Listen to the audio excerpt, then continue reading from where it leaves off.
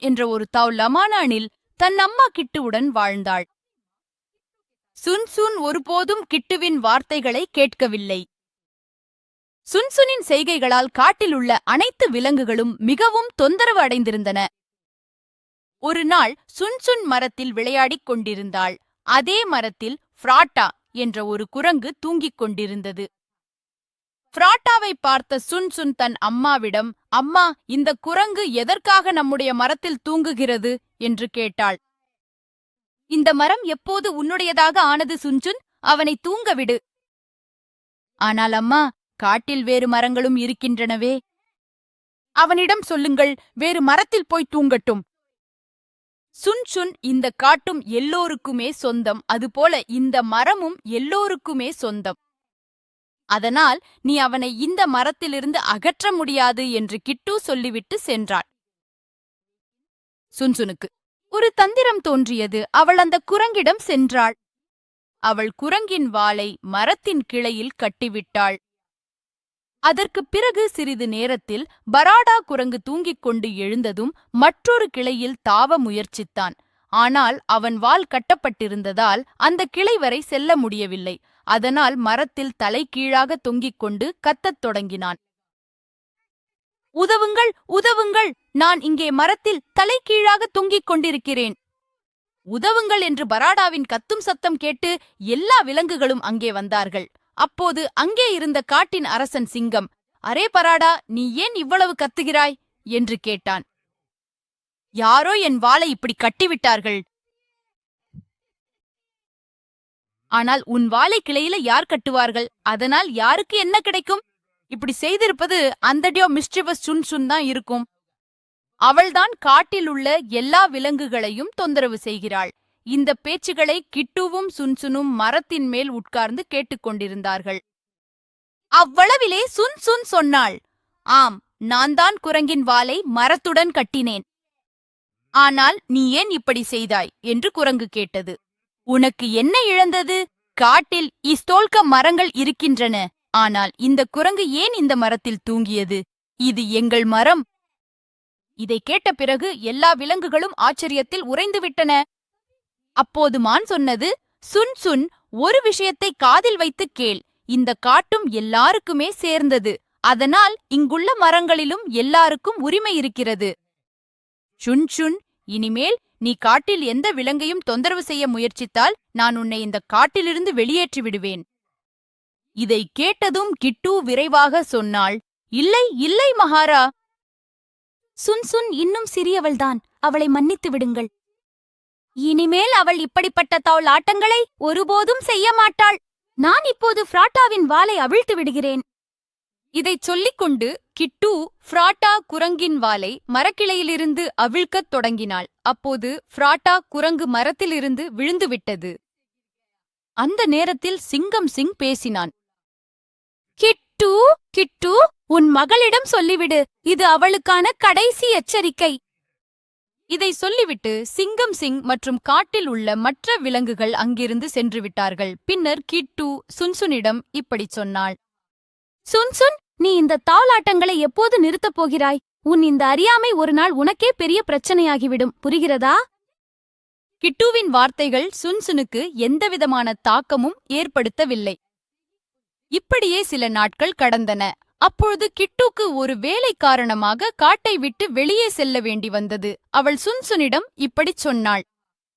சுன்சுன், நான் ஒரு முக்கியமான வேலைக்காக காட்டுக்கு வெளியே போகிறேன். ஆனால் நீ இங்கே யாரையும் தொந்தரவு செய்யக்கூடாது. காட்டை விட்டு எங்கும் போகக்கூடாது.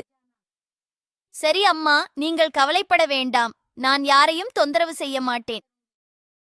ஆனால் சுன்சுனின் வார்த்தைகளில் கிட்டுக்கு நம்பிக்கை இல்லை. அதனால் அவள் தன் அண்டை வீட்டில் வசிக்கும் காளு காகத்திடம் சொன்னாள். காள் அண்ணா, நான் காட்டை விட்டு வெளியே போகிறேன். 12 நாட்களில் திரும்பி வருவேன். நீ சுன்சுனை கவனித்துக் கொள்வாயா? சரி கிட்டு, விரைவில் திரும்பி வர முயற்சி செய். உன் மகளை அதிக நாட்கள் கவனிப்பது எனக்கு சாத்தியமில்லை. காளு அண்ணா, கவலைப்படாதீர்கள். நான் விரைவில் திரும்பி வர முயற்சிப்பேன். இதைச் சொல்லிவிட்டு கிட்டு போய்விட்டாள். சுன்சுன் அந்த காட்டிலேயே தங்கினாள். ஒரு நாள் சுன்சுன் மரத்தில் தனியாக அமர்ந்து யோசித்துக் கொண்டிருந்தாள். அம்மா போனது இவ்வளவு நாட்கள் ஆகிவிட்டது. நானும் காட்டை விட்டு வெளியே போய் அம்மாவை சந்திக்கலாமா? அம்மா என்னை பார்த்தால் எவ்வளவு சந்தோஷப்படுவாள். இதை யோசித்துக் கொண்டே அவள் மரத்திலிருந்து இறங்கத் தொடங்கினாள், காட்டை விட்டு வெளியே செல்லும் எண்ணத்துடன். ஆனால் மரத்திலிருந்து இறங்கிக் கொண்டிருந்த போது காளு அவளை பார்த்துவிட்டான் மற்றும் அவன் சொன்னான், சுன்சுன், நீ எங்கே போகிறாய்? மரத்திலிருந்து ஏன் கீழே இறங்குகிறாய்?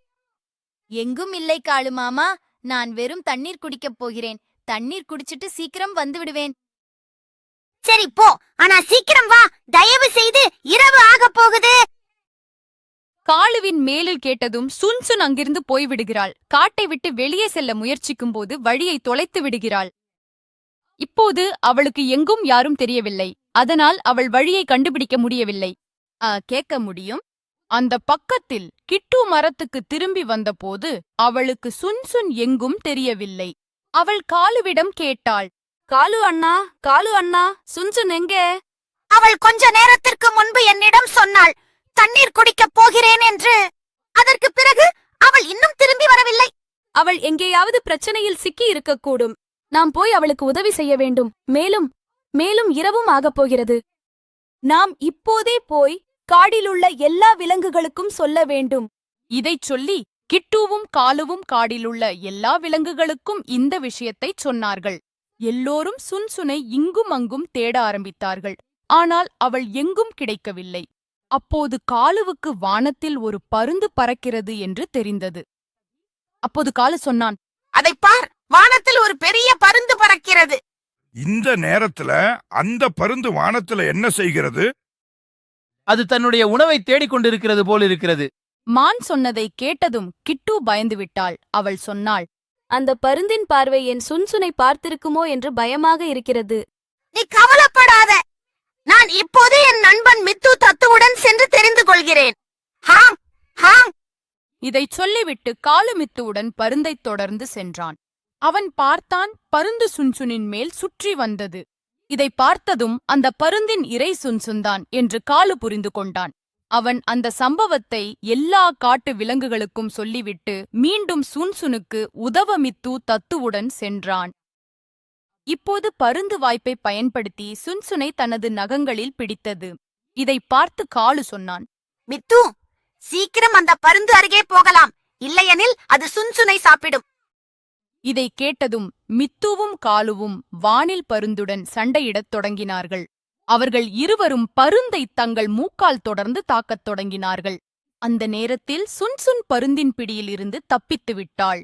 சுன்சுன் கீழே விழுவதை பார்த்த விலங்குகள் இலைகள் மற்றும் புல்வெளியால் செய்யப்பட்ட வலைகளை கீழே விரித்தன. சுன்சுன் அந்த மென்மையான வலையில் விழுந்தாள். சுன்சுன் மகளே, நீ நன்றாக இருக்கிறாயா? ஆமாம் அம்மா, நான் முற்றிலும் நன்றாக இருக்கிறேன். சுன்சுன், நாங்கள் உனக்கு எதற்காகிட்டாது சொன்னோம் என்றால் குறும்பு செய்யாதே என்று. பார், நீ எவ்வளவு பெரிய பிரச்சனையில சிக்கிக் கொண்டாய். இதை கேட்ட சுன்சுன் தன் அம்மாவிடம் சொன்னாள், என்னை மன்னித்து விடு அம்மா, நான் உங்கள் பேச்சை ஒருபோதும் கேட்கவில்லை. இனிமேல் நான் எந்த குறும்பும் செய்ய மாட்டேன்.